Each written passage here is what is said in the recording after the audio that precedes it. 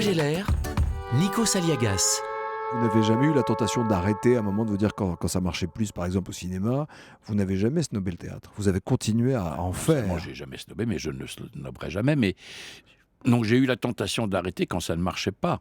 Hmm. Il y a très longtemps, Hmm. où je me suis dit, bah, ça va peut-être pas marcher pour moi. C'était après 68, d'ailleurs, c'est marrant.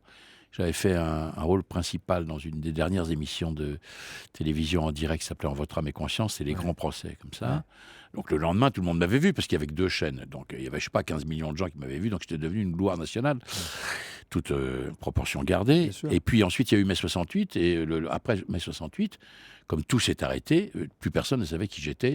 Et donc, je n'avais plus rien, plus aucun projet, alors que j'avais reçu beaucoup de félicitations, de trucs. J'avais même reçu une lettre de François Truffaut, enfin bon.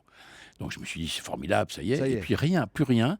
Qu'est-ce qu'on fait dans ces cas-là? Dans ces cas-là, on travaille, parce que j'étais marié avec ma première femme, Florence Giorgetti. Mon fils était un tout petit enfant, en 69. Et donc, je suis devenu garçon de café dans le café de mes beaux-parents.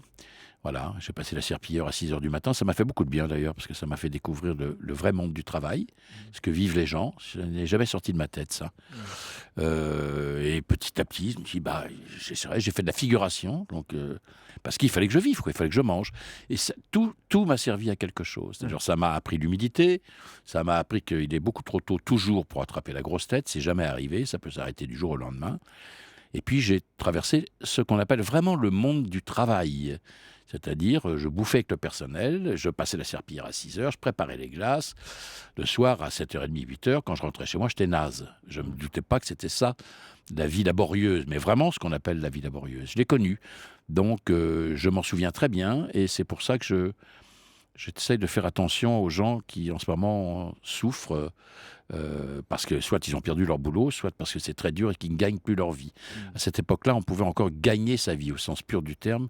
Aujourd'hui, apparemment, c'est beaucoup plus compliqué. De quoi j'ai l'air? De quoi j'ai l'air? Sur Europe 1.